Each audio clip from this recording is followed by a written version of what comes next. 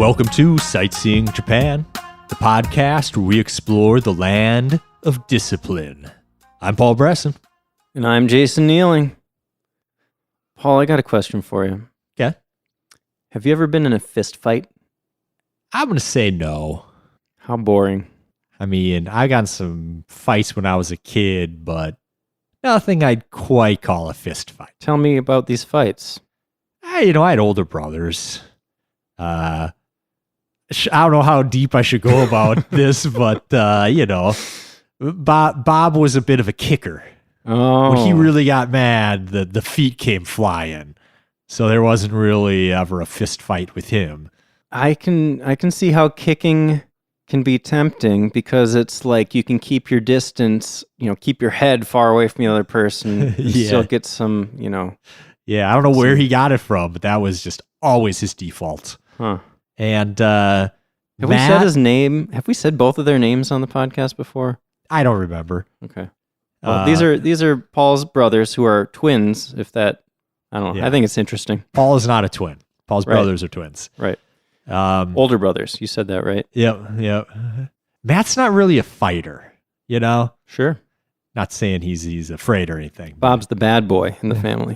When he loses it.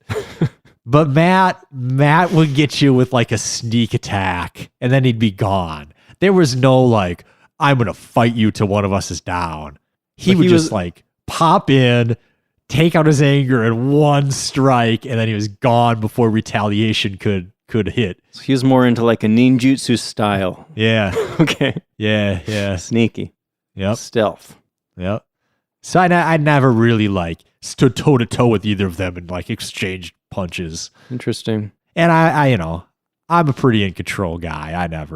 I never started any fights. I just finished them. Wow. Seeing a new side of Paul coming out today. And in my adult life, I have never been in a fight. Like the last time I was in anything you could call a fight, I was like 14 maybe. You go to the bars a bit. Do you ever get a guy that's like just looking for a fight? Yeah, I have. I'm not saying I could do this forever to everyone, but I am a master of like diffusing situations. I knew you were going to say that. Yeah, And I got to say, yeah, that's your personality. I haven't even had like a friend get in a fight while I was there with them at the bar because like I would step in and like end that shit. What's your best tactic? Humor? Or just general reasonableness? Definitely more like reasonableness. Coming in like laughing when people are like that tense isn't always the best move, I think. Yeah. I don't know. I feel like I've got the right like energy or body language or like my level voice. I don't know what it is, but You're just a pretty chill dude. yeah, but like, hey guys, this is dumb. Knock it off. You tell them knock it off and they don't redirect your anger towards you? Yeah, pretty much. All right. Anyway, that was an interesting dive into Paul's violent history. Yeah, or but lack thereof. what about you, Jason? Oh, that's not important. Oh, hey, we all know Jason was the bad boy. No, that's ridiculous. Some of the stories you've told me about teenage Jason.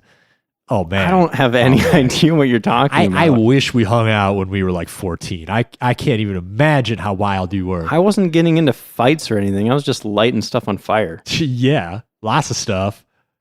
But no, I never got in like a real fight. I've punched people. But, usually it's one punch and it's done. You punched someone in the face? In the head? In the head, not in the face. Okay, fair enough. So anyway, are we ready to move on now? Is that enough detail for you? Yeah, you brought all that up. Today we're talking about Japanese martial arts. Fighting, basically, kind of. Maybe. Not always. Sometimes. Yeah. So martial arts are known in Japanese as Budo, Bujutsu, or Bugei. And I want to spend a little time on these three terms for a second, if I may. Yeah, please. So these days you might see these terms used more or less interchangeably, but apparently, historically at least, there were subtle distinctions between them. So I'll say them again. Budo, Bujutsu, and Bugei. You'll notice that all three of these start with Bu, which is a kanji that refers to the martial part. martial, having to do with the military or war. But then in Budo, we have the same do that we saw in Chado, the way of tea, or Kado, the way of flowers, or even in Bushido, the way of the warrior. So Budo is something like the martial way, or the way of war, the way of combat, something like that, right? Yeah. So it seems to me that this word, the specific term Budo, might refer to martial arts as sort of a spiritual practice or a lifestyle. This may be more about self-improvement than it is about actual warfare. That's the idea that I got. And that was kind of the impression that I had always had of karate, right? Like karate is, depending on the type of karate or whatever, like it might not be super useful to you in a street fight or whatever, but it's like people study karate for their own physical fitness. And I always heard about like some kind of like training of the mind or like strengthening your own will or something like that, right? Yeah, it's kind of like mastering yourself internally. Exactly. That's a good way of putting it. Through the disciplines and exercises of the martial art. Mm-hmm. That's kind of how I had my idea of like all Eastern martial arts, kind of, which is probably wrong because that's an incredibly diverse field I'm finding more and more. But that's kind of always the idea I've had of martial arts is, it's about yourself internally and finding balance and peace inside of you. Yeah. Although then I found out about Muay Thai and it seems to be about just beating the crap out of the other guy. Well, there, like you said, it's really diverse. There's a lot of stuff out there, and a lot of, especially modern martial arts, do focus on kind of your internal development, but there are definitely ones that focus very much on how to hurt somebody. Yep. So we talked about Budo. One of the other words, Bujutsu. Jutsu means an art or a technique. So historically, it sounds like this term would have referred more to the application of specific techniques in combat. So when you're talking about like, how do I hurt a person most efficiently, you're talking about Bujutsu, right? Yeah. And then the third word was Buge. That ge is the same kanji that's in the word geisha, meaning art. So this is like the artfulness of these martial techniques, and there's more of a focus on like how the art is refined over time. Yeah. I mean, I think of it art. You watch a movie with like Jet Li in it, the martial arts in there are very artistic. Like they look great on camera. Although that's, Chinese, but that's what I think when I think martial arts film. Yeah. Well, a lot of Japanese martial arts are based in, like they have their roots in Chinese martial arts anyway. But yeah. So I just thought it was interesting looking at these words and also thinking about just the term martial arts, because when I always heard martial arts, I thought of things like kung fu and karate and whatever. And it always seemed like it was like, I just had this vision in my head of kind of, okay, unarmed combat, people wearing kind of like robe type things. Yeah. And, back to that idea of like personal development and just kind of the cool Asian fighting stuff that you see in movies, But when you think about that term, martial art, we're talking about like the art of war. It never really occurred to me that word martial implies war. Yeah. And the military, Yeah. So in Japanese martial arts, they're divided into two main categories called Koryu and Gendai Budo. And this kind of is set up really well by what you just said about martial arts referring to military application. Anything in Japan that existed prior to the Meiji Restoration in 1868 is considered Koryu, whereas if it developed after that, it's Gendai Budo. And the Gendai Budo are much more in the camp of it's more important that we're developing ourselves than it is that we're actually learning how to fight real people in a war. Yeah, so basically you have like old school martial arts that were about fighting and the modern martial arts that are more about personal development. Those are kind of just the two main categories. And I guess in my mind, I really only thought about the modern martial arts. I'm thinking like karate, judo, jujutsu, aikido. I'm like barely familiar with those, but that was what came to mind. But researching this, I was just blown away at the sheer number of martial arts out there. And there are things that can be considered martial arts that I never would have even thought to group into that same category. Yeah. Because it can really cover pretty much anything, any skill that can be useful in combat. Right. So, like researching this and being like, one of the original most important martial arts was riding a horse. right. You know, like, oh, I guess if you think about it, that would be incredibly important for war. Samurai spent a lot of time on horses. Like for a long time, that was their main way that they did battle, was on horseback with bows and arrows. Yeah, and that was just something I never thought of as a martial art. Right. So, the world of martial arts is enormous, and we can't possibly do everything justice in one episode. We can't cover every style or school. There are literally thousands of them. Yeah. So we're just going to use this episode to try to give an overview of the world of martial arts, give you an idea of what's out there, the types of weapons that can be involved, how they're categorized, and maybe the key concepts. Yeah, and maybe in future episodes we'll go into specific styles. But Yeah. there's just so much. Yeah, I mean, we already did a whole episode just on sumo, which is a martial art. Yeah, I didn't really think of that as a martial art either, but it totally is one. And that was a fascinating episode diving into that. There was tons and tons of info. Not to pat ourselves on the back too hard, but it was a pretty good one. Well, that one was good too because you have been to a sumo match in Japan, Jason, so you had really good insight on what that's like and what you're going to experience. I hadn't been to one when we did that episode, though. Oh, you hadn't? No, I Oh. talked about it in the recap. a Okay, little I bit. remember us talking about that. Yeah, Okay, so you got to listen to the sumo episode, then you got to listen to Jason's travel recap. yeah. Oh man, that day at that sumo tournament was so freaking cool. I know you describing it. I was like, man, I wish I was there. I would go again. If you have a chance to go to a sumo tournament, take it. So in Japan, if you are a practitioner of martial arts, you get the ka suffix. So if you practice judo, you're a judoka. Similar to many other aspects of Japanese life, such as being a mangaka, means you're a manga artist. Or a musician is ongaku-ka. Ah, that's cool. But does it get more specific too? Can you be like guitarist ka or whatever the Good Japanese word? question. I don't know. Let me use my Translate app and see what guitarist translates to. Okay. Guitarist translates to guitaristo. Ah, I was worried it would be the English version. Yeah, that's not helpful. There's probably a different word. Or maybe there's not, because a guitar isn't a traditional Japanese instrument. So the Japanese, like Japanified English words, I forgot, or I didn't forget. I just didn't bring this up in the beer episode, but it's like biru in Japanese. I feel so weird when I'm in Japan and I'm trying to say an English word, but that's been Japanified. Oh, yeah. I like trying to order a beer, trying to not say beer, biru, and I just ended up saying it really bad where I would have been better off just saying beer anyways. Yeah. At least that's how I always feel. I always feel I do that so bad. I know what you mean. Biru onegaishimasu.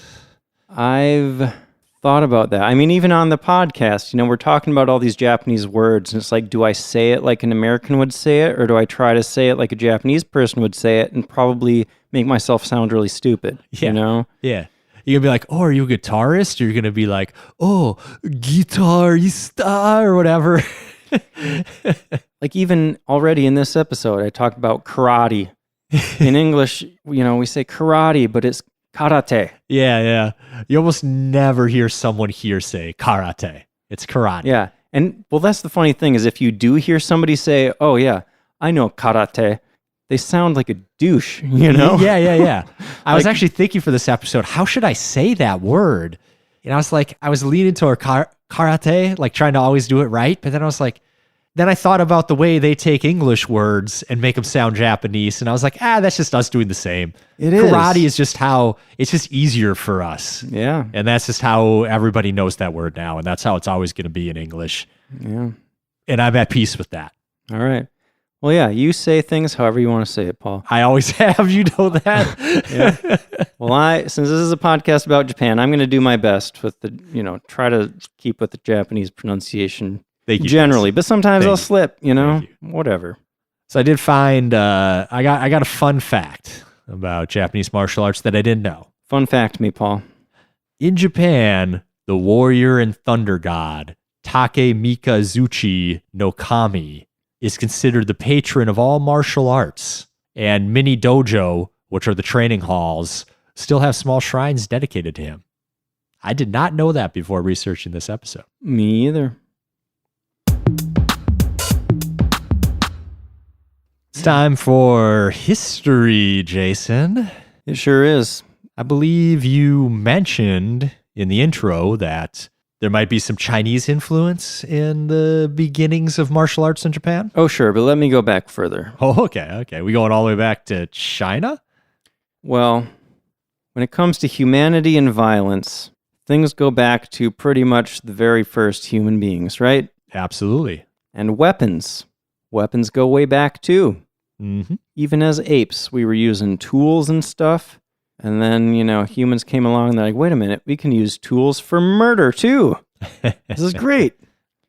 Anyway, the point is, people developed various ways of fighting over time. But when we talk about the term martial arts, we're talking specifically about more codified fighting systems that are taught and passed down through generations, right? Yeah, absolutely. How do you pronounce that word? Codified or codified? I've always gone with codified, I think. I looked it up.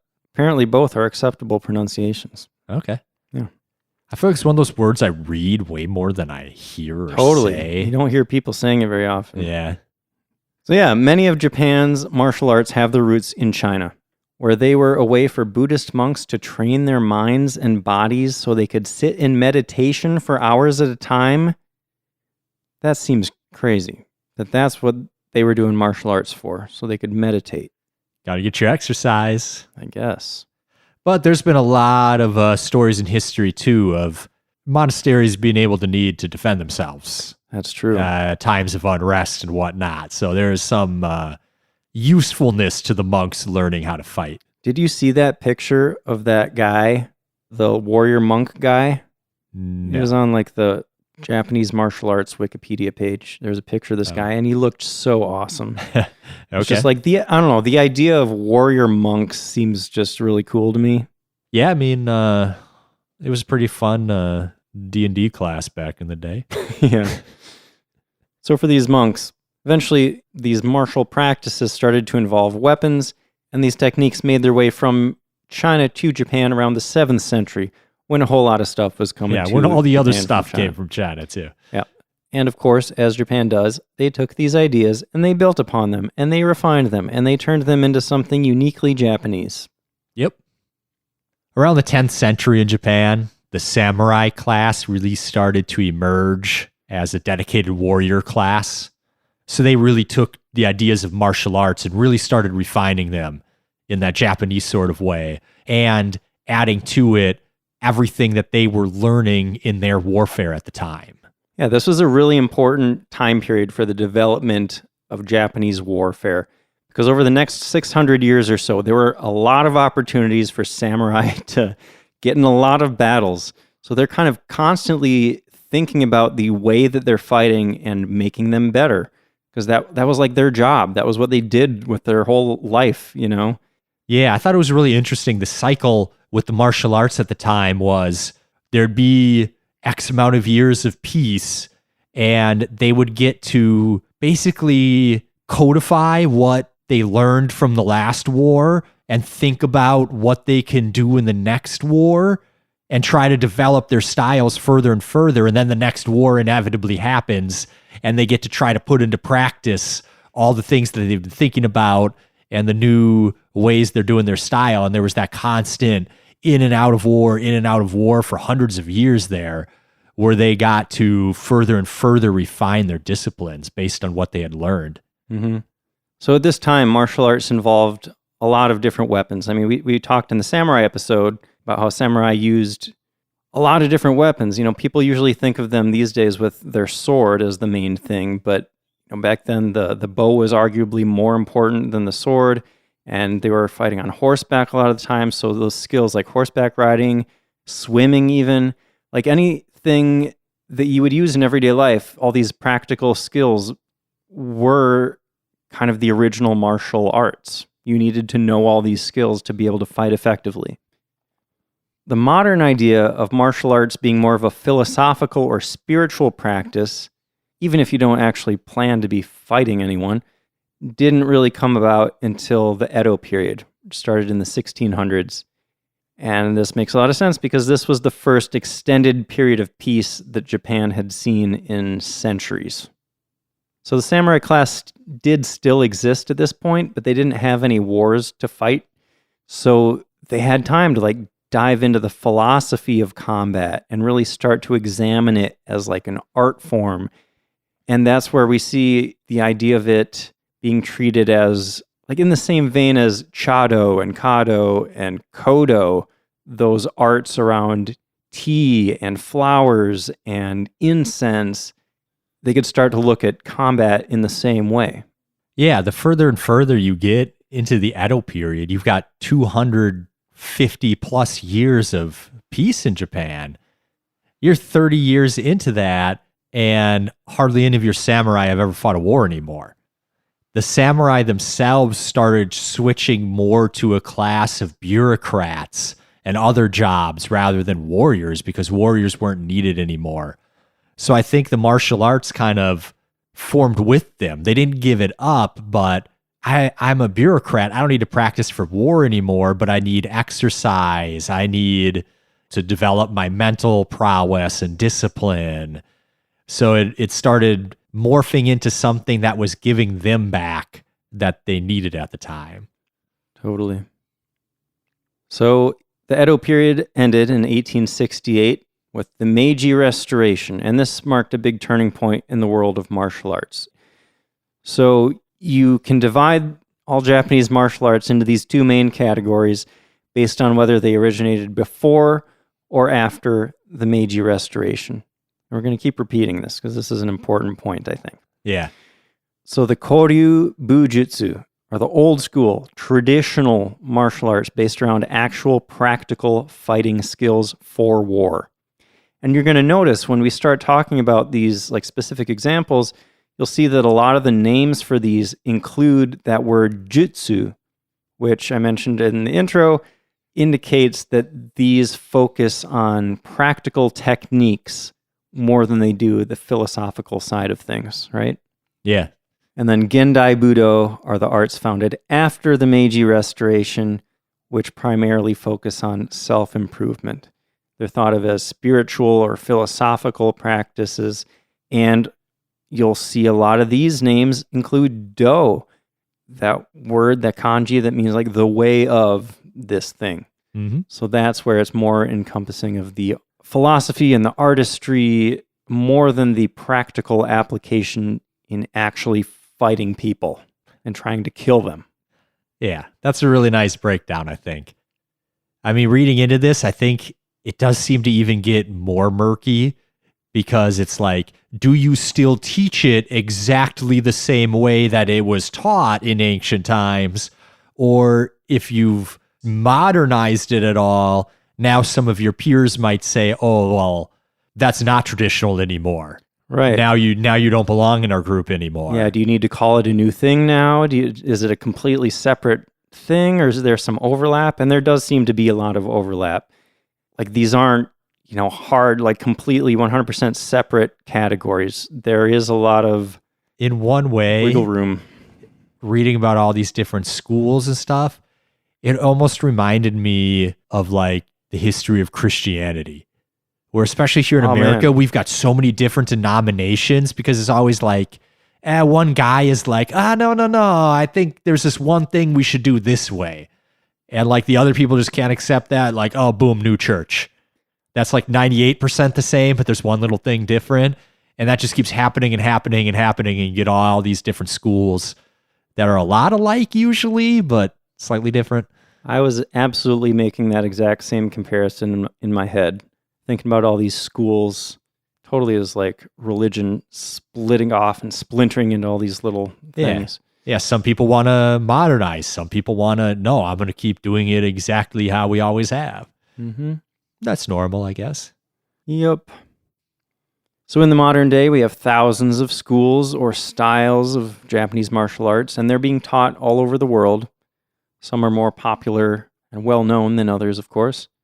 So when we start going through these, I bet some of these you will be very familiar, at least with the word or the idea of it, but some of them will probably be new. They definitely were to me. Yeah, quite a few of these I'd heard of, but there were definitely a few that I had not heard of.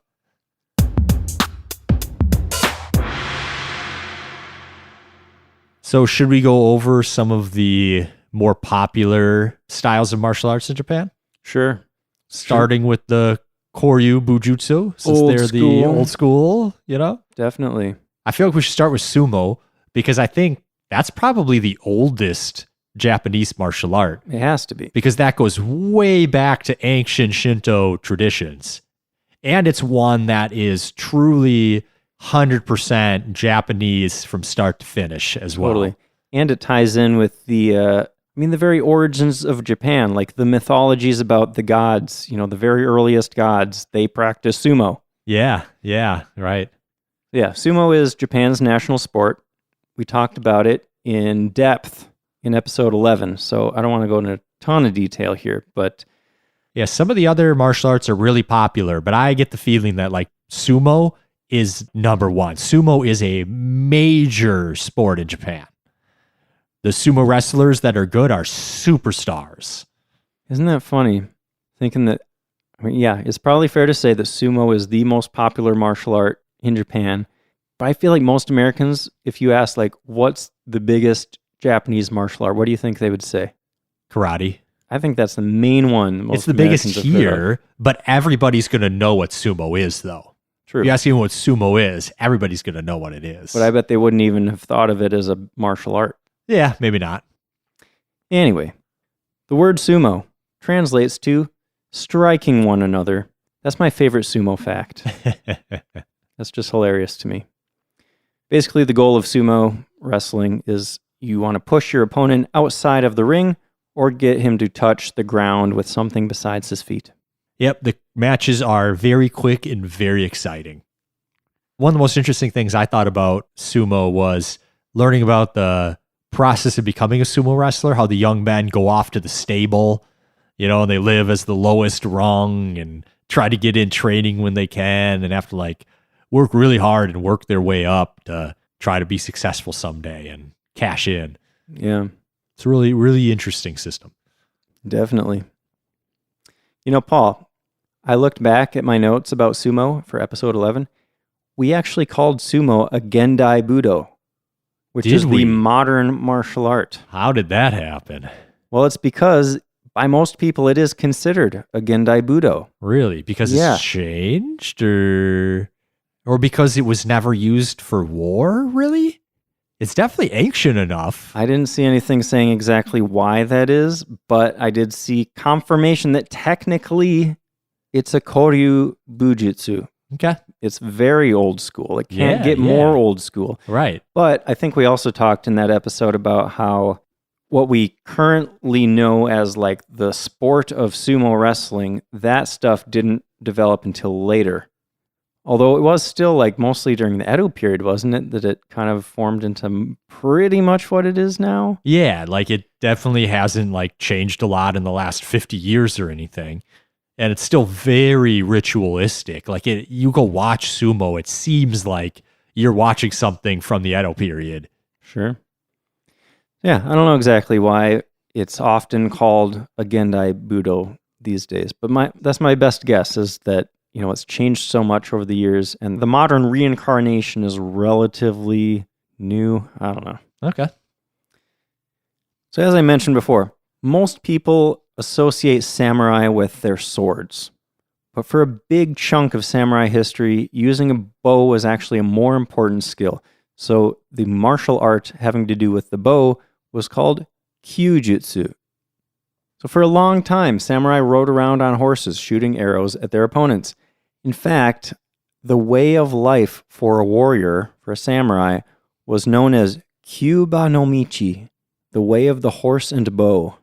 Okay. Isn't that cool? Yeah.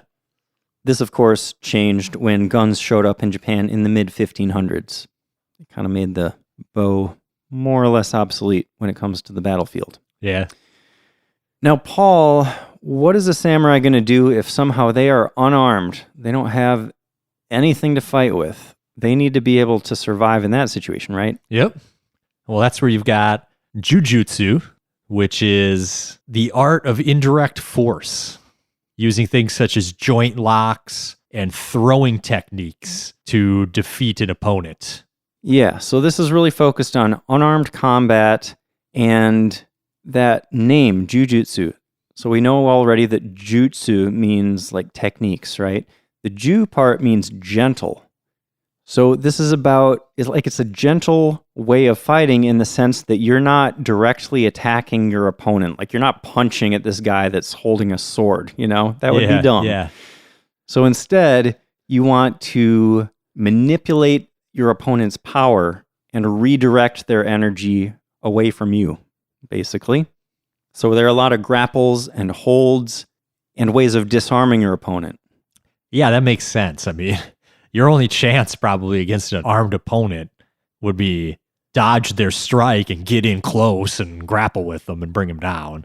Mm-hmm. If you tried just charging in there to throw a kick, you'd be dead. Right.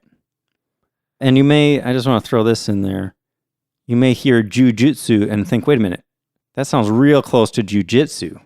I've heard of jujitsu from the Matrix movie. Yeah. Neo was like, oh, now I know jujitsu. What's up with that? They basically mean the same thing. Usually in the US, you'll hear jujitsu, but they're referring to the same thing. Oh, okay. Interesting. Yeah.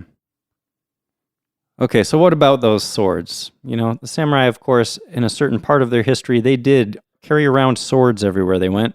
So they need some martial arts about how to use those swords, right? Yeah. There's Kenjutsu, which literally means the art of the sword or the science of the sword, depending on how you translate it. The technique of the sword. So let me back up for just a second, if you don't mind. Okay. Because we talked about swords a lot in episode 23. We talked all about the katana and the wakizashi and the daisho. The daisho is this set of two swords that samurai would carry around. One is long, one is short. So if you want to hear more about the actual swords themselves, go check out episode 23. So since these swords were so important, they're kind of these different categories or different sets of skills around how to use them. So my impression of that word kenjutsu, it seems like it can be used to refer to like sword skills in general, but these days it's usually used when you're talking about training with a partner. Yeah. Specifically, two people practicing together with wooden katanas, practicing certain predetermined forms. So it looks pretty cool. They're going back and forth, swinging their wooden swords at each other. Yeah, it seems like it would be fun. Paul, did you see anything about Battojutsu? Like, did you watch videos of it? No, but this one made me think of anime. Oh, sure. I think I see how you get that. Yeah. So Battojutsu literally means the art of drawing a sword. So it was developed as an aspect of swordsmanship that really focused on efficient draw and drawing the sword and then cutting down an enemy and returning the sword to its scabbard. Kind of like just one deadly move. I saw some videos, and this stuff is incredible, man. So imagine a situation. Maybe you're walking down the street. You got your daisho, your two swords hanging by your side, right? And then all of a sudden somebody attacks you just out of nowhere, and you need to react instantly. You need to draw your sword. You need to defend yourself. The people that practice Battojutsu, they can draw their sword, like the time between the moment that their hand is on the hilt and the time that their blade meets their opponent's blade is about half a second. It's pretty good. And it's just insane to watch. Like it's just a flash of steel and then boom, their sword is right there, And they talked about how like it's not even just about pulling the sword forward out of the sheath. You're also pulling the sheath back with your other hand to just get, a few dozen milliseconds more time that your blade is free from the sheath. I don't know. It was really cool.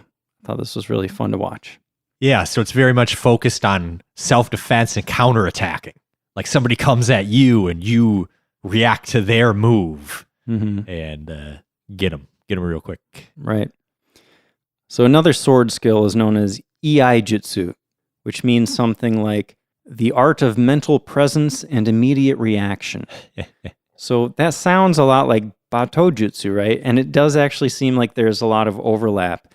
In fact, a lot of the time, these terms might even be used interchangeably. But I got the impression that Iaijutsu focuses more on perfecting the form. So there's more like technical complexity, and they're maybe focusing more on the actual drawing of the sword and not so much on the strike after they draw their sword, which might fall under Battojutsu. But again, like different schools are going to have different ideas of exactly where the lines are drawn between these things. Yeah, and like for some of these too, it seemed like some of the schools encompassed multiple ones. Like to learn how to draw a sword quick, you might not have to go specifically to a Battojutsu school. There might be some other school of martial arts that also teaches various sword techniques that could include something very similar. Right. Another jutsu I saw was Naginatajutsu, and this one's really interesting. So it is the art of wielding naginata, which is similar to a glaive, if you're familiar more with European-style weapons. Don't know what a glaive is. Give me something simpler, Paul. It's a spear with a sword at the end. Beautiful. I can imagine that. Yeah, like a small sword on the end of a spear. Actually, very, very useful weapon of war. And this one's interesting of note because the majority of participants are women. These days. Yeah. And that seems to date back because ladies in waiting and women were actually taught how to use these in the past as like a last ditch, I think, during all these warring periods to defend their home when their husbands were away at war. Exactly, yeah. That was the impression I got, is like it's like women in samurai families would have this skill and this weapon to defend their homes when the samurai are off fighting. But samurai would also use naginatas in battle themselves, right? Oh yeah, they were very much used by men too. So the leaders of the different schools of this are usually women too, which is pretty cool. Yeah. And I actually saw a video of this, and they were all wearing beautiful kimonos. It was really cool. It was really cool. Nice. You know, doing the hitting and screaming with the choreographed moves and stuff, and the big spears flying around. I liked it. If you were interested in a girl and you found out that she was really good with a naginata, would that make you like her more or less? I could only say more. I don't know why it would make me like her less. Yeah, some people don't like, strong, independent, weapon-wielding women. I don't know. I don't know if knowing martial arts necessarily makes someone independent, but yeah, I like strong women. It means they have a certain strength of character, right? Yeah, I like independent women too. So yeah, not a problem for me. All right. I guess I'd like her more. What if she's good with a switchblade? Does that change Oh, your... dude, that's sexy. I don't know. Is that weird to me? Did I just find a new fetish? I don't know. Switchblade is more like bad girl type vibe. I don't you know. think? I like bad girls, bro. It's a problem. Oh, yeah. Yeah. Anyways, Now let's talk more about this. let's do an definitely episode about not Paul's talk romantic more about life. this. Oh God, this is my nightmare, Jason. Or we could just talk about Sojutsu. Let's do that. Okay. Sojutsu is the art of using a spear, called in Japanese Yari, Y-A-R-I. But these spears were not designed for throwing, they were designed for thrusting, jamming it into somebody's guts. Right, Paul? Yep. So these spears would have a double-edged blade, 30 to 75 centimeters, that's 12 to 29 inches in length. Okay. And spears weren't just big in Japan. Spears were popular for medieval combat all over the world because why fight with a sword when you can reach even further and stay safe with a long spear? Yeah, I'd take the guy with the spear over the guy with the sword every day. Reach is incredibly important. Definitely. And when you got those a phalanx, right? Yeah. The spear just pops out between the shields and gets pretty somebody. much invincible. Yeah. Is there another term there? There's like flanks, and then there's another word, right? I don't know. I think phalanx is the most popularly used one, but yeah, there were different versions of that evolved more and more over time. Like the Romans used something similar, but I can't remember the name. It was a little different. I don't know. Maybe they called it the same. I think I saw a video of some like history teacher at a middle school or a high school or something that had all the kids get together with like these little plastic or like foam swords and shields, and they actually formed a phalanx. Yeah. So phalanx that's probably wrong. Phalanx, right? Phalanx is how I've heard it pronounced. Another one of those words that I only ever read. You don't hear people talking about that very often. I watch too many YouTube history videos about like ancient wars and stuff. Yeah. Anyway, I only have one more Koryu Bujutsu left. Oh, what's that? Shinobi no Jutsu. Wait. Shinobi? I Sounds know that familiar, right? word. I bet you do. Ninjas? Yeah, this martial art could also be called ninjutsu. Okay. And it refers to arts used by ninjas or shinobi. So this covers, this could be tons of stuff, right? To be an effective ninja, you need to know how to do all sorts of things, because ninjas were essentially covert agents or spies or mercenaries in feudal Japan. Like they were supposed to be able to get into places secretly and gather information or maybe assassinate people. Yeah. I saw a list of skills you might be trained on included espionage, disguise, escape, sabotage, assassination, concealment, medicine, explosives, poisons, and archery. Randomly medicine in there, like a million ways to kill people. But then also like maybe that goes along with the espionage and diplomacy and stuff. Maybe you need to keep the right person alive sometimes. Oh, sure. Or you need to counteract the poisons. Maybe that's why you needed to know the medical stuff.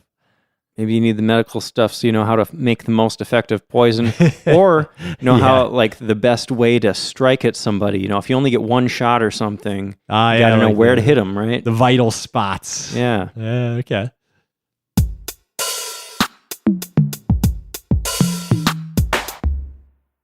All right, so let's talk now about these more modern forms of martial arts. These are the ones that originated after 1868, the Meiji Restoration, right? Correct. Did I say Gendai Budo yet? Yeah, I think in so. that sentence? Did I just say that? I think so. Okay. I'll say it again. Gendai Budo. These can also actually be referred to as Shin Budo, which means new martial arts. Okay. So again, these ones are going to focus more on the spiritual and mental development of the practitioner rather than practical fighting skills used to kill people. Yeah, and you've maybe heard of more of these. Yeah, probably. Where should we start, Paul? I was going to start with Judo. Okay. Quite famous. It's actually taught to, I think MMA people still learn Judo these days. It's like actually a very useful fighting style. Well, what's really interesting, what I thought was fascinating, is when you look at that word judo, it's like you got the do, the way of, and the ju, which goes back to jujutsu or jujitsu, right? Yeah. This is just the modern form of jujitsu.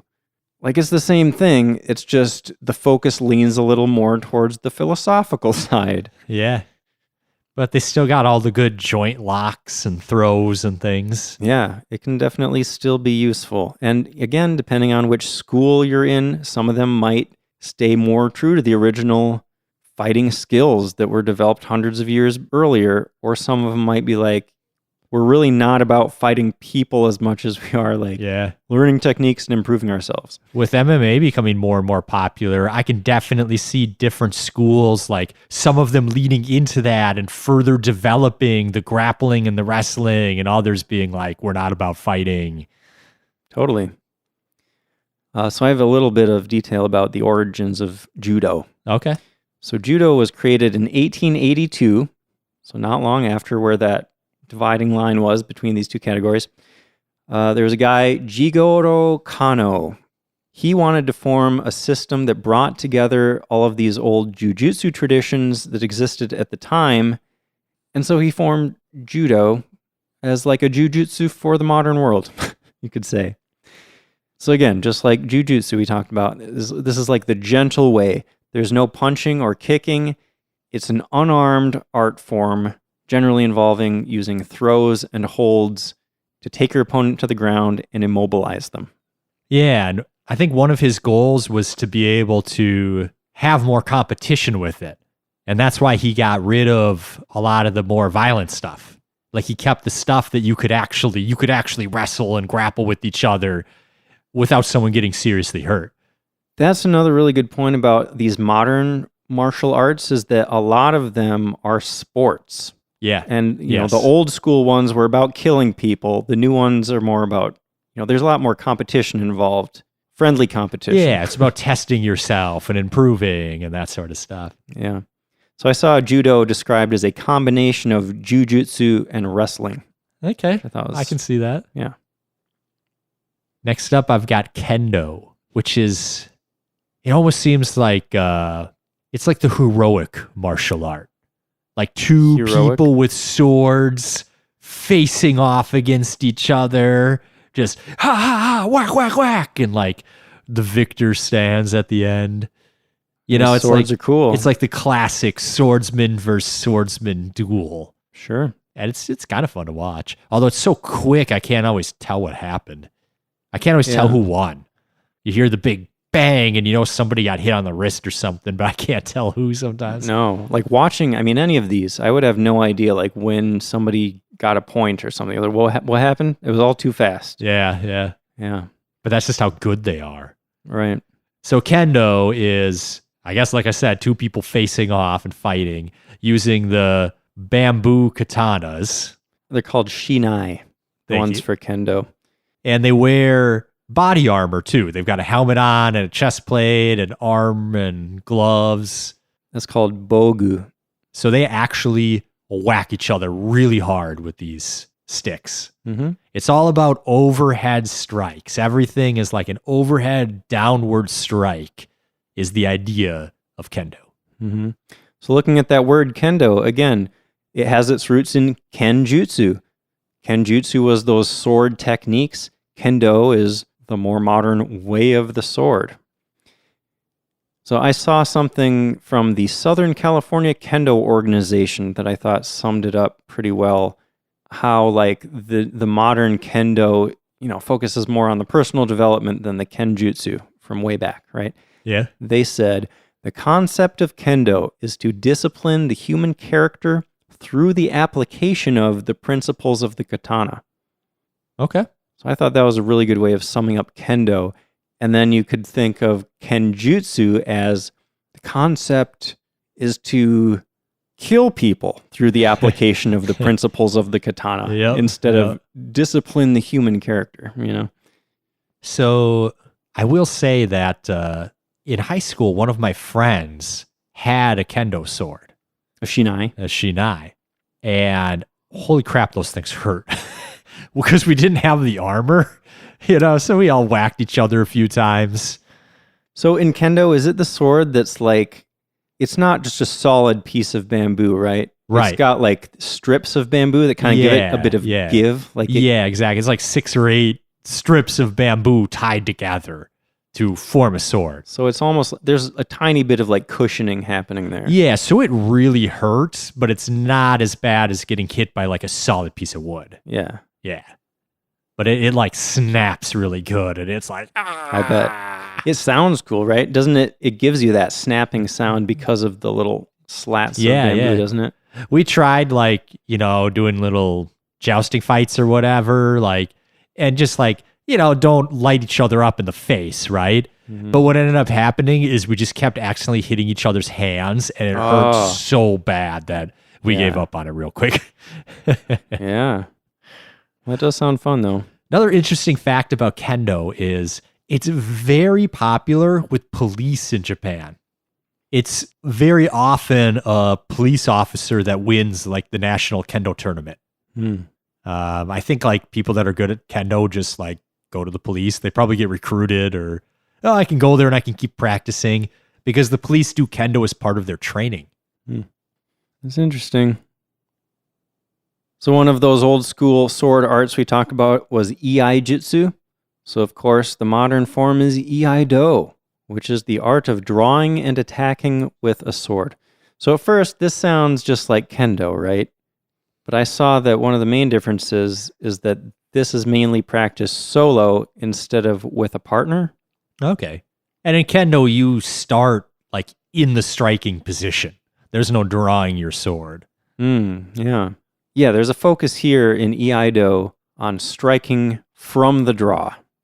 Although I saw that Kendo and Iaido are actually closely related enough that both are practiced under the All Japan Kendo Federation. Interesting. Yeah. And between Iaijutsu and Iaido, it sounds like in practice they're almost identical. It's just that name change has more to do with the emphasis on the idea of personal development. And again, different schools are going to have different ideas of where the focus needs to be. Next one I've got is Aikido. This is another one I'd heard of. This one's actually been somewhat controversial lately, or maybe just in the small world of YouTube martial arts that I happened to slightly wade into, because there were people challenging Aikido people to fighting. Like there's these MMA type people going around trying to like prove that like, oh, all these other martial arts are BS. And they like challenge all these masters of different martial arts to a fight. It sounds to me like they don't understand the purpose of Gendai Budo. Right, but they get people that practice these to be like, no, I can do it. And they every once in a while get people to fight and like usually just absolutely annihilate them. Yeah. Because if someone's practiced fighting and someone else hasn't, you know who's going to win. But anyways, Aikido means the way of harmony with ki. I saw it also could be translated as becoming one with the opponent. Okay. I think this one draws a lot of attention or a lot of hate maybe from other disciplines because they do these huge throws. It's a lot of like one guy comes at the other guy and they like redirect their force and like really toss them like high into the air and they land on their back. And I think people were like, come on, that would never happen in real life. That you can only do that because the guy knows it's coming and he's doing it with you. Sure. Yeah, but it still looks fun and it still looks like a good way to train yourself. Yeah, and like this is one of the modern martial arts that seems to me like it's really far away from the idea of trying to hurt people and is very much about the philosophy and self-improvement. So I saw that this was actually founded in the late 1920s by Morihei Ueshiba, and his goal was to combine martial arts training with religious and political ideologies. So like even from the beginning, he was bringing in a lot of ideas and using the martial art almost as like a vehicle for these ideas. You know what I mean? Interesting. Yeah. So yeah, Aikido is not focused on injuring or killing. It's all about redirecting the opponent's force, using their strength against them without injuring them. So it's kind of a more peaceful martial art, you could say. Yeah. I feel like. I saw a lot of the footwork is based on Kenjutsu. So they almost move like a swordsman, which is kind of cool. Okay. Next up, we got Kyudo, which is the modern version of Kyujutsu, the art of the bow. But of course, this modern version is not so much about shooting arrows at people. It's more about shooting at targets and perfecting your form.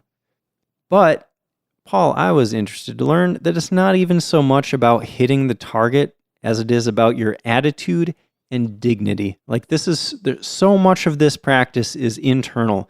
And if you watch Kyudo practitioners, there's like this very specific way that they draw the bow and a very specific way that they stand. Yeah. And it's all about like form and using your inner purity. I don't know how to, all these like philosophy-like words, it's like your inner peace or whatever comes through the bow and like you express it through your physical movements or something like that. Yeah, watching this, I could only describe it as deliberate. Mm-hmm. It's pretty popular. Like there are high schools that have clubs for this. Oh yeah, it's super popular in Japan. So I saw there's this mental state called mushin, which is the ultimate goal of Kyudo. And they say this is the state of having a clear mind. I saw it called meditation through action. So it's like you're focusing so intently on the movements that you're making that it becomes a form of meditation. You block out all other thoughts and your full attention is on doing this perfectly. Okay. That's cool. Yeah. Yeah, it does seem wild to me that they're so emphasized on the form that they judge some competitions just based on your movements and your form rather than if you actually hit the target or not. Yeah. Like that's like, I never would have expected that. If I would have watched an archery competition 1,000 out of 1,000 times, I would have thought they were just judging who got closer to the bullseye. Totally. Now I know. Next up, I got the all-time famous karate. Okay. Or karate. Karate. I don't know. Karate. Probably the most widely known Japanese martial art, which is really funny because technically it's not even Japanese. Or it's Okinawan. It's very... It's yeah, Ryukyu. it's weird. It's weird because... Yeah, Ryukyu is now part of Japan. You could say that now it's a Japanese martial art, but when it originated, it was not, right? So yeah, karate. Should I? How do I say it? I'm just gonna say karate. Okay, that's what I grew up with. Karate. Yep. Karate comes from Okinawa, which was not a part of Japan until 1879, and karate originated there before that. So you could say it's now Japanese, but it wasn't when it was formed. Doesn't matter. Just a fun little tidbit that I thought was interesting. But so karate translates to empty hand because this is another unarmed art. You're not using weapons. And that makes a whole lot of sense when you look at the history because karate was developed during a time when weapons were banned. So the basic movements in karate are thrusts, kicks, and arm strikes. And actually, we've talked before about how Okinawa had a lot of Chinese influence, right? There's a lot of trade going on between there and stuff. Yeah. So karate is actually a blend of native Okinawan martial arts and Chinese martial arts. That's cool. And nowadays there are tons of different styles of karate taught all over the world. So one thing I learned about karate that was really cool is that, or partly how it became so popular, coming from Okinawa. Was it the movie? No. That maybe helped it become popular in America. Yeah. But so like you said, it had been in Okinawa for a long time, but there's a guy called Funakoshi Gichin who is considered the father of karate because he did some exhibitions in Tokyo sponsored by the Ministry of Education in 1917 and 1922. And he was really trying to, push karate as a cool thing people should do. And because of that, it got into Japanese public schools as a thing that was taught at schools.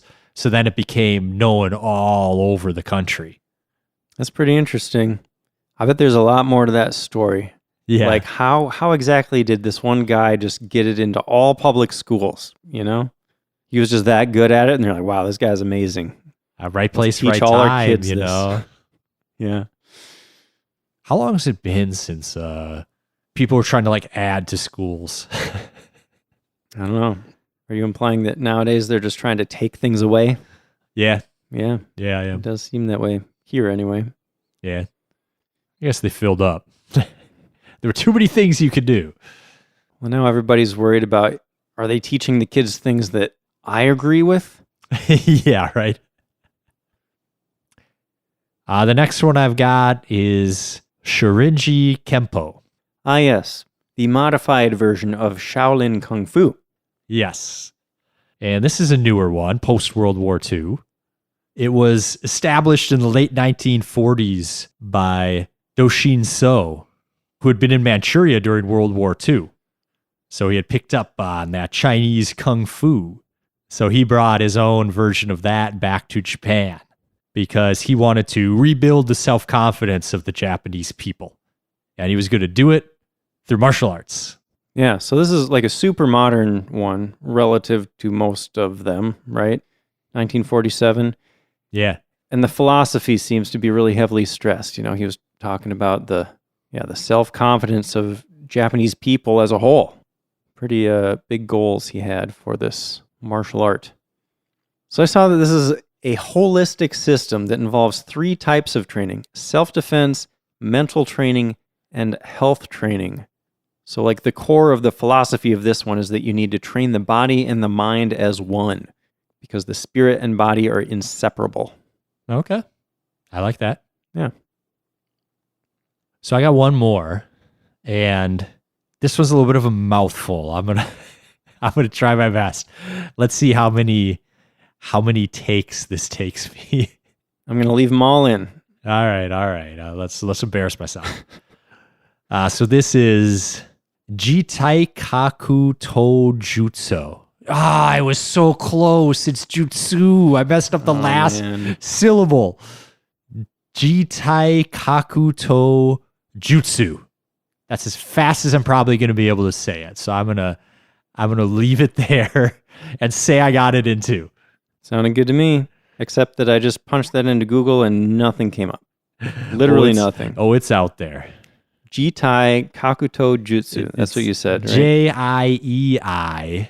JIEITAIKAKUTOJUTSU. Okay. Well, geez, Google. You couldn't figure it out with just like 2 missing letters out of the like 15 letters in that word? Yeah. Come on, Google. That's more than 15. That's a whole lot of letters. It is, right? Yeah. In my defense, that's a lot of letters. It is. So this is the martial art of the Japanese self-defense forces. So this is a very modern martial art that's actually used and designed for combat and to hurt people and to kill people. Oh, wow. So it's kind of very unique to Japan. Did you see it? Does it fall under one of those categories? The Gendai Budo? I mean, if it's new, it's got to be Gendai Budo, even if I saw it under Gendai Budo, but that's why it's so interesting, because it's the Gendai Budo, but it's actually very martial. It's very martial. Huh. Like it's one of those modern ones where it's like close quarters, hand to hand, like knife fighting, elbows, grips, like sweet. Yeah, that sort of thing. Like this will actually keep you from dying in a pinch type of real life martial art. Sweet.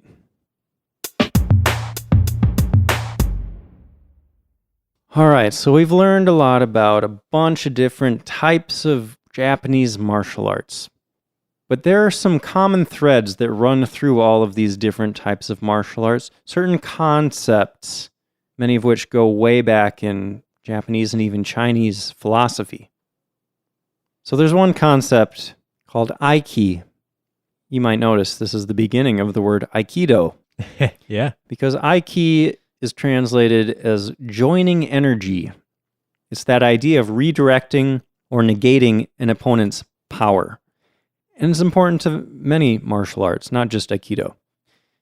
So I saw that there seems to be this idea of kind of blending your intent and your physicality with your opponents in order to lead their actions and kind of guide them into a position where their balance is compromised and you can use that to your advantage, or there's some other way that it puts them at a disadvantage. I don't know. A lot of these concepts seem like really deep philosophical things that are like hard to describe. Yes.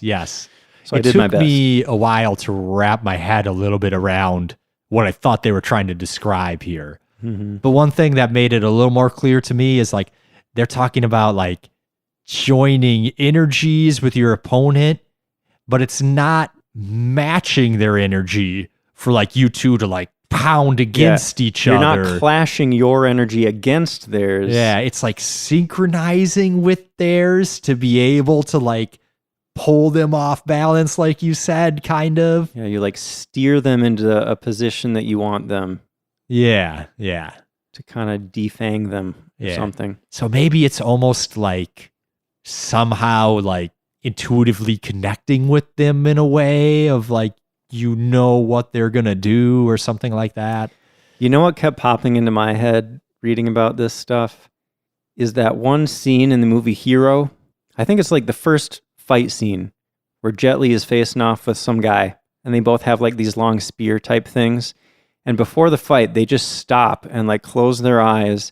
And it's like they imagine the fight that's coming.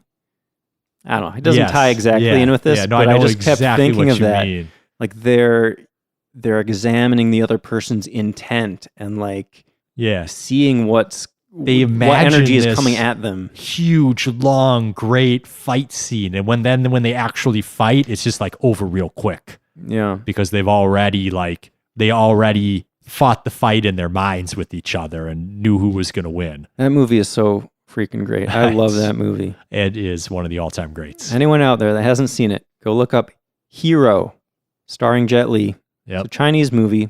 I think it was actually brought to the U.S. Like the only reason it was in theaters in the U.S. was because Quentin Tarantino was a big fan, and he brought it over and like helped it get distribution in American movie theaters or something. But the story's good, suspenseful. It's unbelievably beautiful. Yeah, the cinematography is insane. top notch. There's not a bad thing I could say about the movie.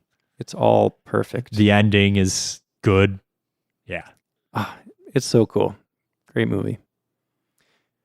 There's another concept. It's called Kokoro, which directly translates to heart.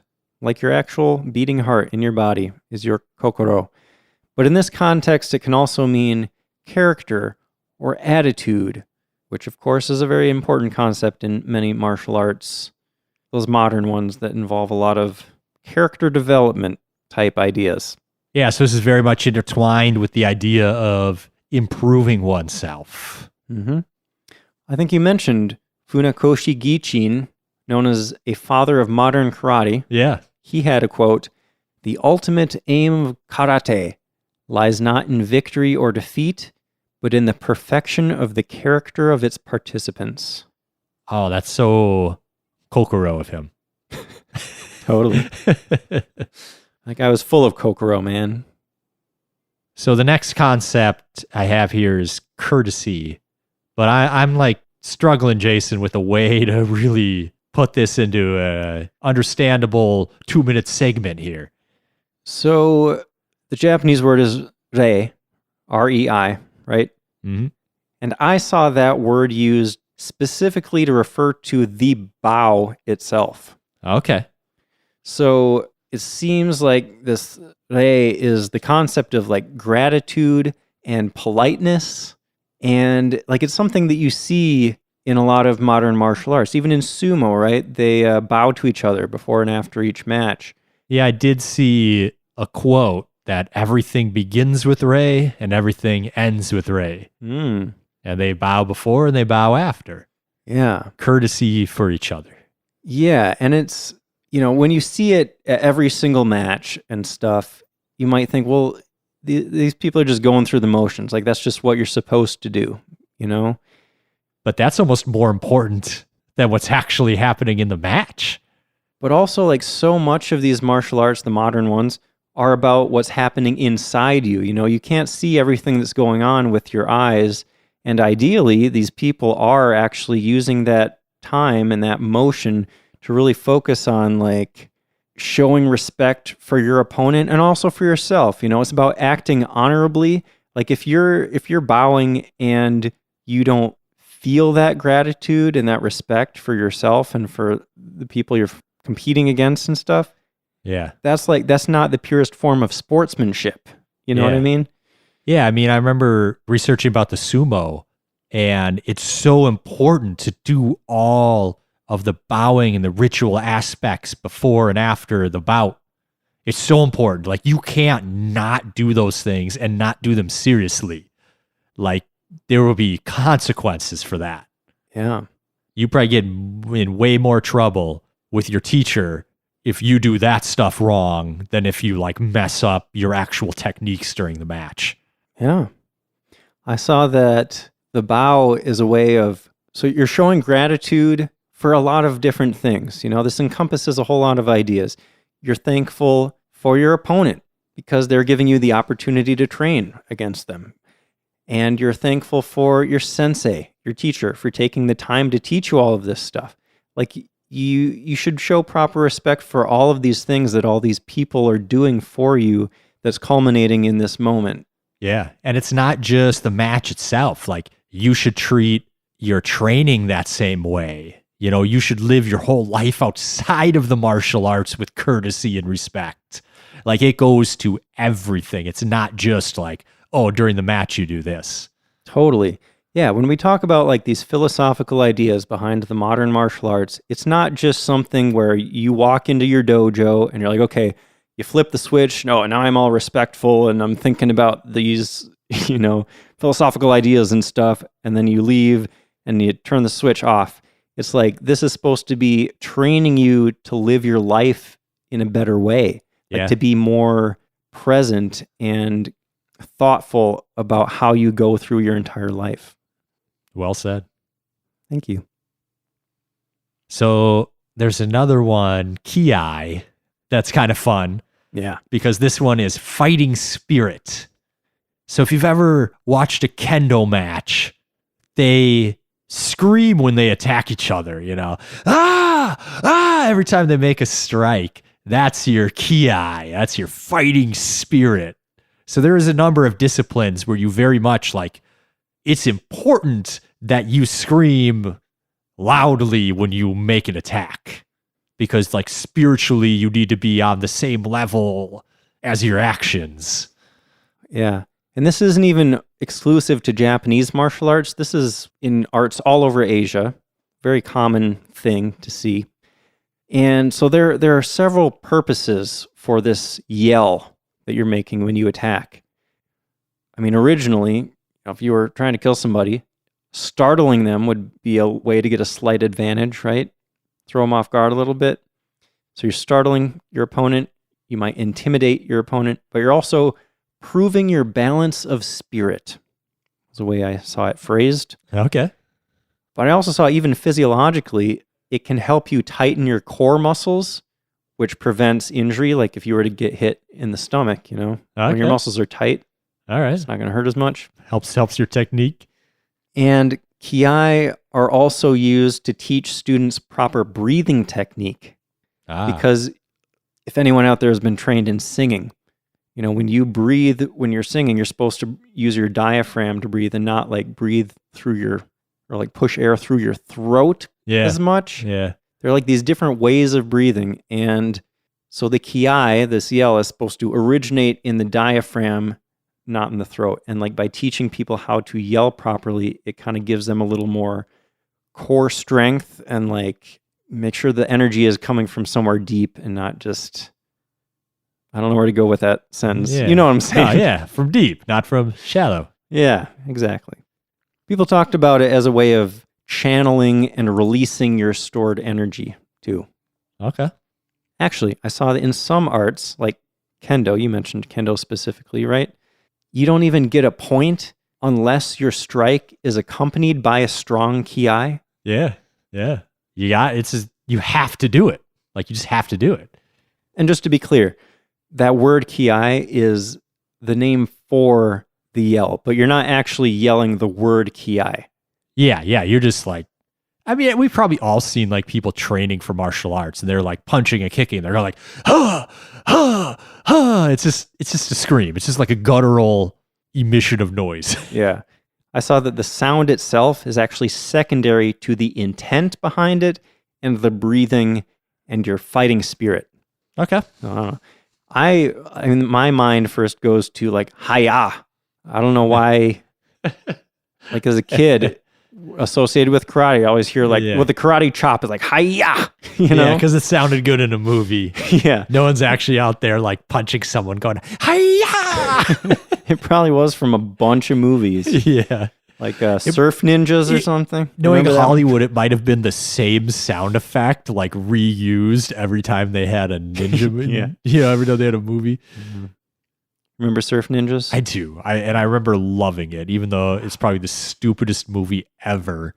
But I was like 6 when I watched it. Chris Farley had what was that, Beverly Hills Ninja? Is that him? Yeah.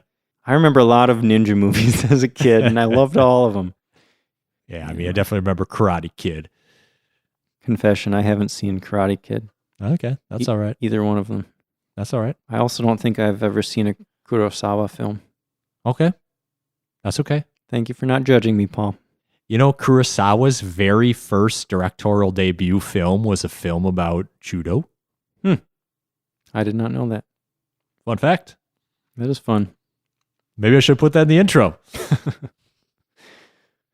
So, are you more of a hard guy or a soft guy, Jason? I'm going to need you to be more specific there, Paul. Are you at this very moment? Do you subscribe more to the Goho method or the Juho method? Goho being the hard method where you meet force with force and you clash with your opponent and try to overwhelm them. Or Juho being the soft method where you absorb your opponent and use their force against them. I feel like just applying those words to life, Juho would sound like you're a really manipulative person and you like make people do things without realizing, without them realizing that you're manipulating them or something. Sure.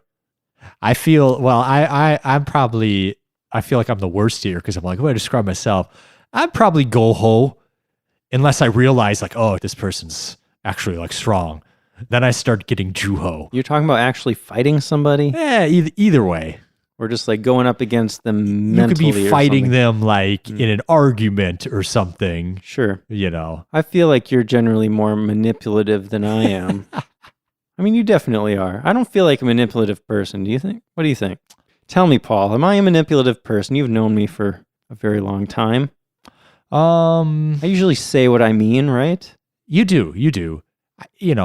There's maybe some small ways where you're slightly manipulative. Let's spend some time on this. I need a specific example. Oh man, I'm trying to I'd say that the only way you're manipulative is, if we even want to call it this word, is like you're so clear about your preferences sometimes, and you're like so dead set on like, this is the best way to do it, this is the only way I'm ever going to do it, that it kind of like forces people into just doing things your way. All right. But you're very honest, you're very upfront, you tell people exactly what you want and what you're thinking. So in all those ways you check out. All right. And you've already said I'm manipulative, so I think Ia would agree with you on that a lot. But, I don't want anyone thinking poorly of Jason. It's one of those things in life where a lot of those qualities are what give you some of your strong points. Like you're reliable, you know what you want, you do things your way. Like those things can be really good sometimes, but it also leads to those other things too. So it's like you wouldn't be you without it. I don't want you to change. Well, Paul, that's the most candid you've ever been, I think, about like evaluating you asked me as a person. No, I appreciate it. And I feel like, you said some nice things right there, and I appreciate that.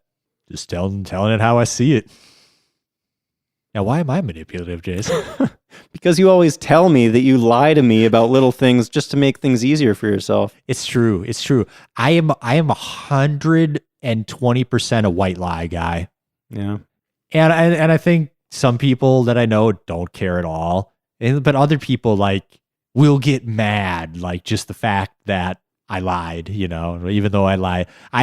In my mind, I'm just trying to make life easier for everybody and avoid unnecessary whatever. Sure. But some people don't like that. Some people take offense to that. And I understand why, but it's not going to change me. I feel like I'm honest when it really matters. I think so too. I don't BS about really important things. Yeah. All right. Anything else to add to the psychoanalysis of Paul? You're great, and I love you. And I'm not good at elucidating, personality traits the way that you just did. But you're great, Paul. Thanks. Thanks. I agree, Jason. I am pretty great. So anyway, hard, soft methods. Did we cover those? I don't mean, think so. briefly. Yeah, I don't know. That was kind of. I mean, you did cover it. yeah. Hard methods are you're directly opposing an opponent's force. Soft methods are you're applying force indirectly. In the context of a fight, maybe you dodge an attack and then put your opponent off balance instead of like parrying or blocking. Yeah, blocking it and then hitting them back, Yeah. Both ways have their place. Yeah.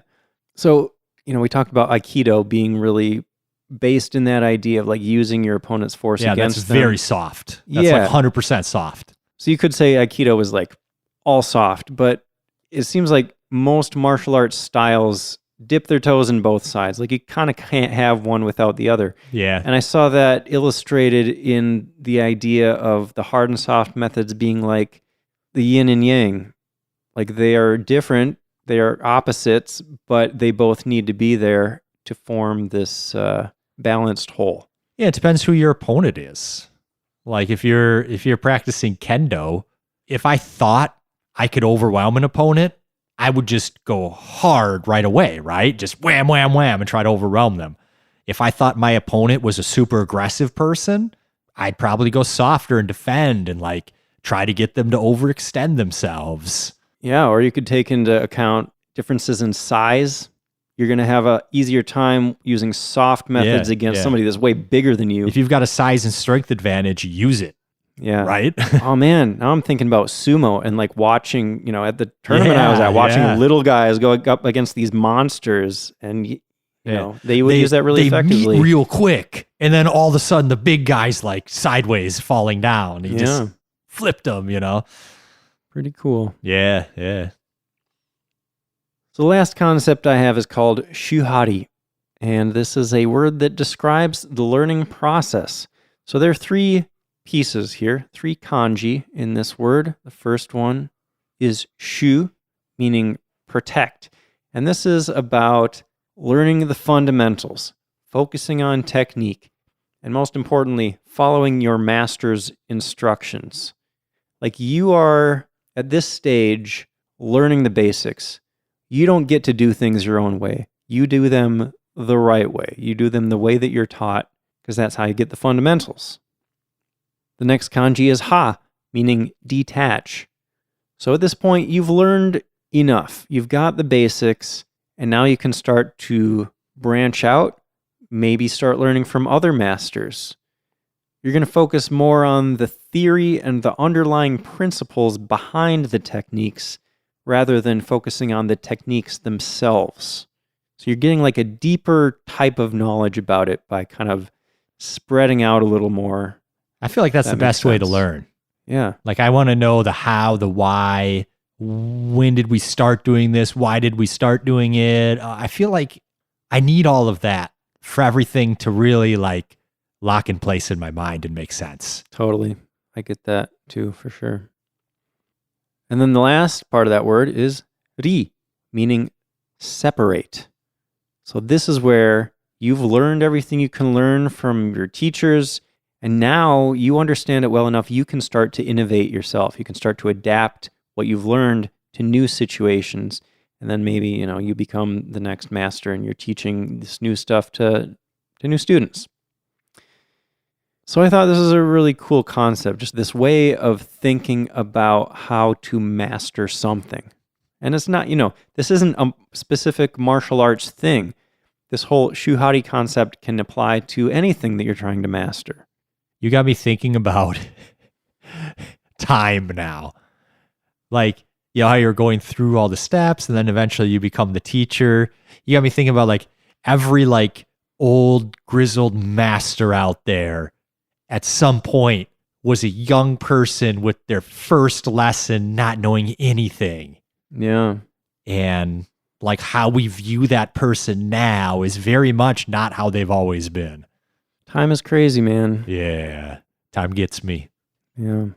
If I ever want to blow my mind, I just try to understand time. Oh, dude. Time is fascinating, but also kind of terrifying. Yeah. I just have, if I really think deeply about it, I have trouble wrapping my mind around it. Yeah. I feel like we must have a very limited we have such a limited perception probably of time that I can't really understand what it really is.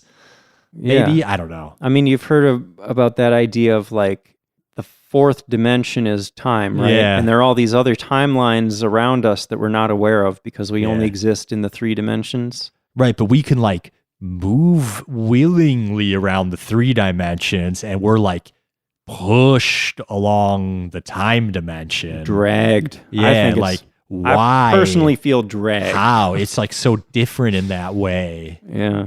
Yeah, that's like what blows my mind. That let's not go any deeper. We've been talking a lot about time travel recently we were watching Steins Gate. Yeah. A lot of time travel stuff in there. Yeah. Anyway, Paul, have you ever, in any of like your jobs that you've had, have you ever seen Japanese concepts come into play in your job? Maybe that's a really weird way of asking that. Yeah, I don't know. So like in my time at the company I currently work at, there was this training class that I took about lean. Have you heard of that? No. Some It's- acronym. I think. It was a long time ago. But it was like this way of doing business that Toyota had developed. I think it was specifically about like assembly lines or something. And it was this whole system. And, American car companies were crap for a long time, right? So Toyota sent people over from Japan to like teach this method to streamline things. And I just thought it was interesting that like this Japanese company came and kind of taught American businesses how to do business efficiently. Because going back to the Shuhari concept, I actually, when I was Googling around for more info about that, I found a website that talked about Shuhari in relation to software development. Okay. Yeah. I don't know. Just thought it was interesting how like these old Japanese concepts get pulled into American business. I did see one Twitter thread like a couple months ago where someone was like, these 10 Japanese concepts will blow your mind and change your life. And they just like, Japanese has a lot of words for like concepts, Yeah. and they like did these 10 things. And then like the first comment was a Japanese person saying like, this is so bad. You're misunderstanding almost all of this. Please delete. Totally. I can totally see that. But the post had like 100,000 likes or something. So I think a lot of the reason that you see the Japanese words pop up like that is because of that, just this like association that people have with Japan being like, oh, there's so much like old mystical knowledge there, you know? Yeah. Right. I very much like Japan, but Japan does not have everything figured out. Yeah, there's like, I don't know, it's a weird thing. Like the way that people romanticize Japan as like, they have these secrets that nobody else knows. Yeah. No, there's nowhere in the world that's like just got it figured out like that, unfortunately. Yeah. I mean, there are a lot of amazing things about Japanese society that I really wish we had here, but there are a lot of messed up things in Japanese society too. Yep. That's just humanity, you know? Yep. Can't have the good without the bad. Yeah. Yeah. So anyway, I mean, I think that's all I got about martial arts. me too. But before we end the episode, we should probably throw out an announcement, right, Paul? A very special, exciting announcement. Yeah, I do think it's exciting. So I know we've mentioned before, once or twice, that we're going to be in Japan this spring, March and April, and we've received some interest from listeners in meeting up for a beer or just to hang out and chat. So while we're in Japan, we're thinking we would set up a meetup event, a podcast meetup event. On April 5th, we are going to be at Hitachino Brewing Lab in Akihabara, grabbing some drinks after dinner. That's right, 7 p.m. Akihabara is in Tokyo, by the way. Indeed. And this brewing lab is right by Akihabara Station. And I'm going to put a link to Google Maps with the location in the show notes, so be sure to check that out if you need any help finding the place. It's a beautiful location. They got the river right there. They got this outdoor seating area with lights and everything, and it's all pretty and sparkly. It's going to be great. It's going to be so cool. And everyone's invited. If you're hearing my voice right now, you're invited. You don't have to RSVP. You can just show up, hang out with us, hang out with some other listeners and Japan enthusiasts. It's going to be awesome, and we would love to see you. Just going to throw it out there that we're also going to be in Osaka March 30th. That evening, we'll probably be going out for some drinks. So if you can't make Tokyo and you happen to be in Osaka on that day, you can hit us up via Instagram direct message, maybe the best way, Jason? Sure, yeah, I'll be checking Instagram. Or I made a Twitter. You can tweet at us. What?